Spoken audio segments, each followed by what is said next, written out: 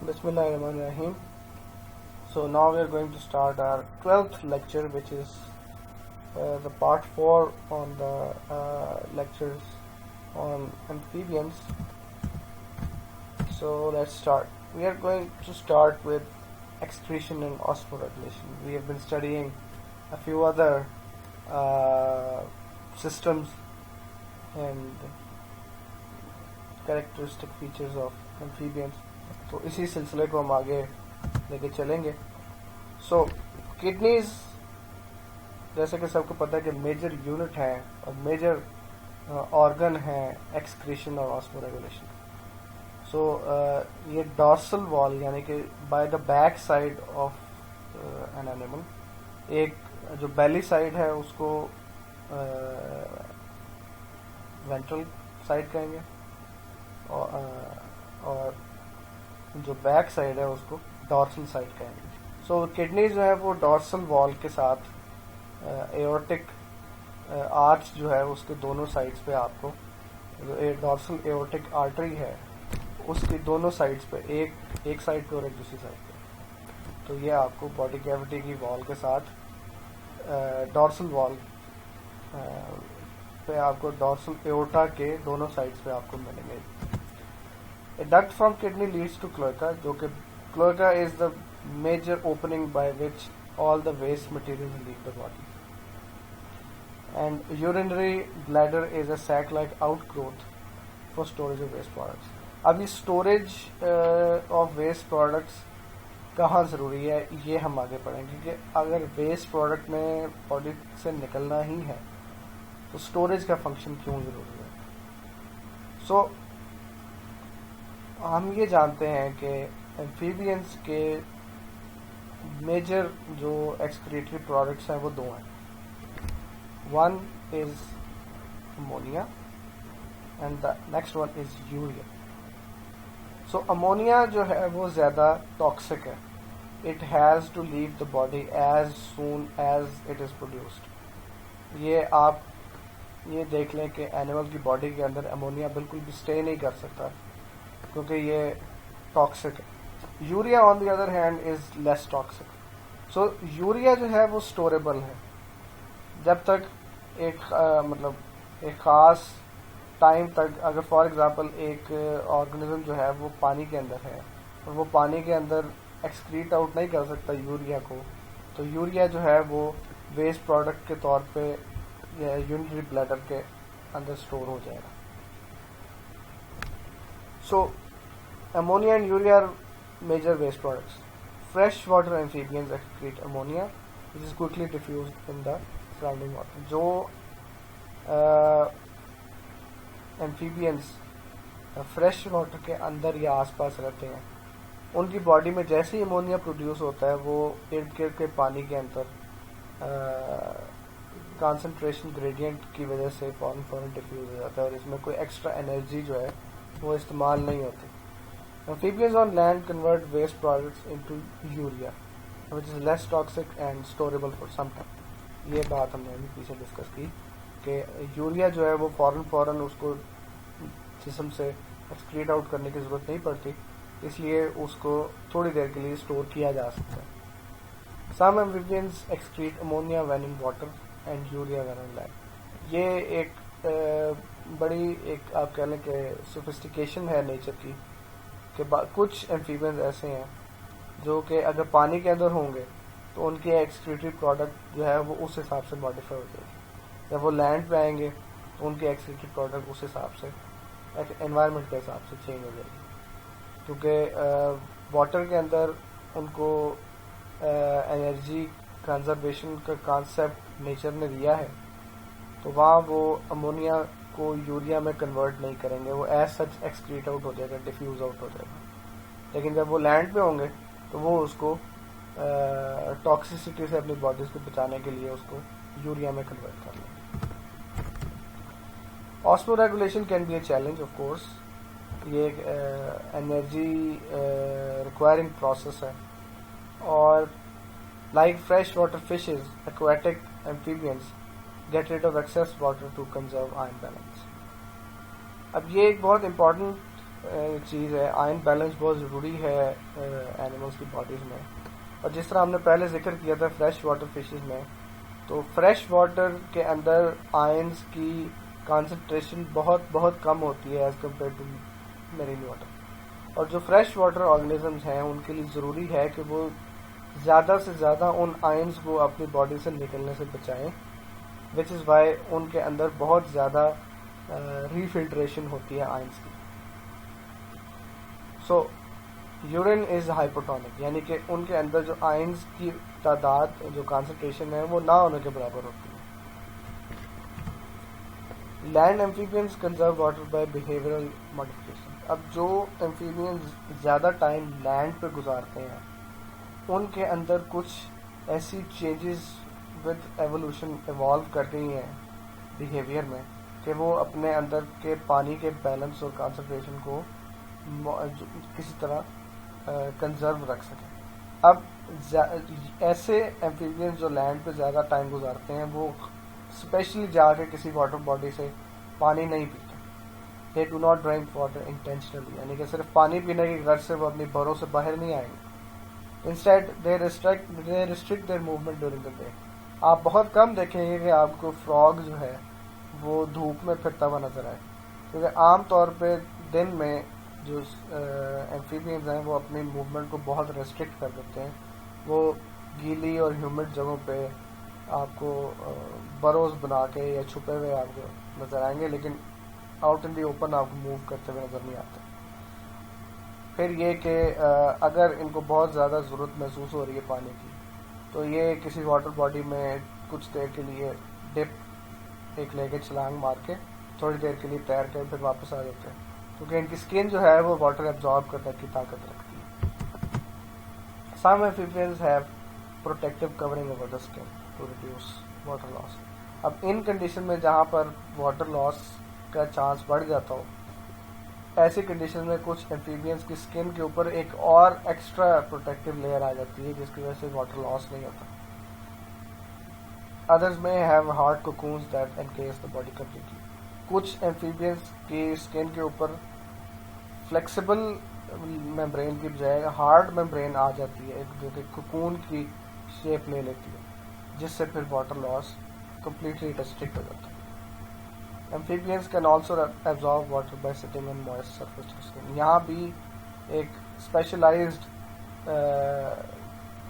जो आप कह लें कि सोफिस्टिकेशन है जो नेचर ने इनको एम्फीबियंस को दी है कि अगर ये गीली ज़मीन के ऊपर बैठें या उनका कांटेक्ट गीली ज़मीन के साथ आए तो वो उस गीली ज़मीन से, मॉइस्ट ज़मीन से वाटर डिफ्यूज़ करके अपनी बॉडीज़ के अंदर लेके जा सकते हैं। ये एक स्पेशलाइज्ड फीचर है इनका।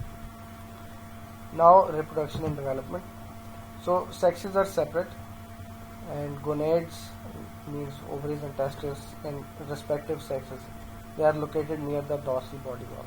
Dorsal body wall, किडनीज भी आपको डॉर्सल बॉडी वॉल के साथ नजर आएंगे जब आप उनको डाइसेक्ट करें या आप उनकी कोई डायग्राम देखें, लेकिन साथ ही साथ जो इनके गोनेड्स हैं वो भी आपको डॉर्सल बॉडी वॉल के पास ही नजर आएंगे। In many amphibians there is external fertilization which usually takes place in a moist habitat. अब क्योंकि एम्फीबियंस को पानी की ज़रूरत है तो इसलिए इनकी जो फर्टिलाइजेशन है वो भी पानी के आसपास ही होगी, क्योंकि ये वाटर रिक्वायरिंग एनिमल्स। और ज़्यादातर जो एम्फीबियंस हैं उनके अंदर एक्सटर्नल फर्टिलाइजेशन होती है, यानी कि एग्स और स्पर्म्स जो हैं वो उनका कांटेक्ट जो है वो इनकी बॉडी से बाहर होता है।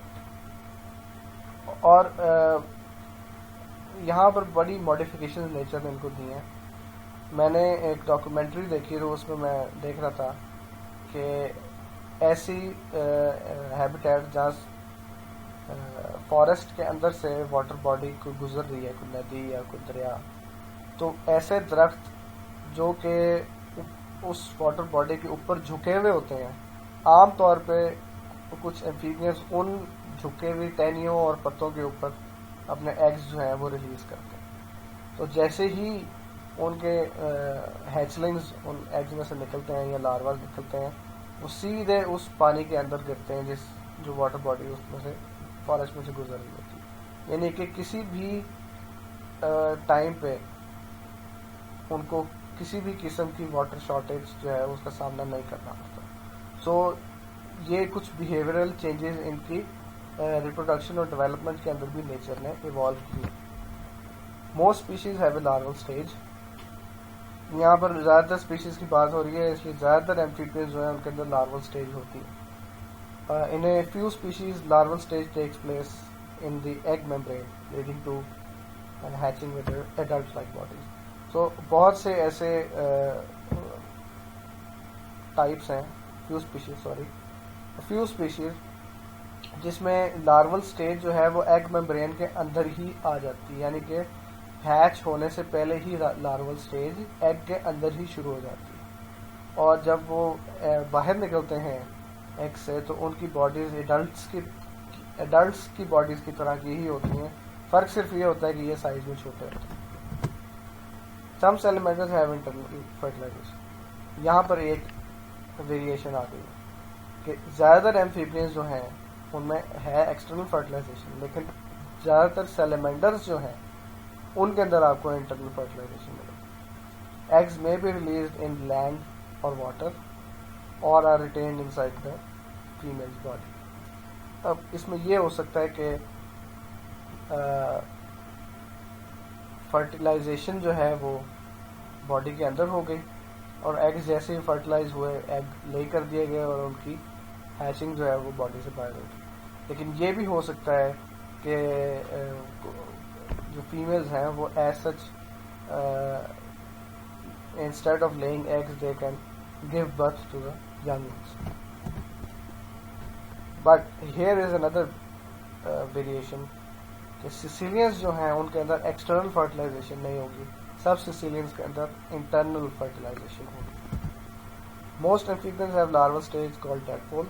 ये एक कॉमन नॉलेज है कि हमने पढ़ा है, मैट्रिक की बुक्स में भी इवन पढ़ा है। फ्रॉग की लार्वल स्टेज को टैडपोल कहते हैं।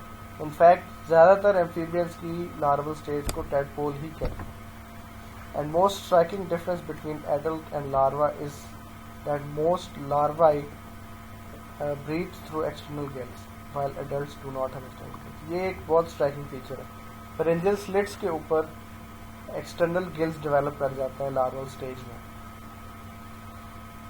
सो एडल्ट्स के अंदर एक्सटर्नल जो है वो गिल्स नहीं होते, लेकिन जो जुवेनाइल फॉर्म्स हैं उनके अंदर एक्सटर्नल गिल्स आपको मिलते हैं, यानी कि जो लार्वल स्टेज है। तो ये डिफरेंस है। अगर आपको साइज वेरिएशन को आप इग्नोर कर दें और आपको नहीं पता कि ये इस साइज का जो एनिमल है ये लार्वा है या ये एडल्ट है, तो ये मोस्ट स्ट्राइकिंग फीचर है। अगर तो उसमें एक्सटर्नल गिल्स मिले तो आप ये अंदाज़ा लगा सकते हैं कि ये अभी लार्वल स्टेज पे है, regardless of the size of the animal. और ये जनरल जो है वो बात हो रही है most amphibians. So reproductive activity is triggered by hormonal and environmental factors। ज़्यादातर हायर एनिमल्स जो हैं उनके अंदर यही दो बेसिक ट्रिगर्स हैं, हार्मोनल ट्रिगर्स और environmental factors. Amphibians in the temperate region breed in the spring and summers.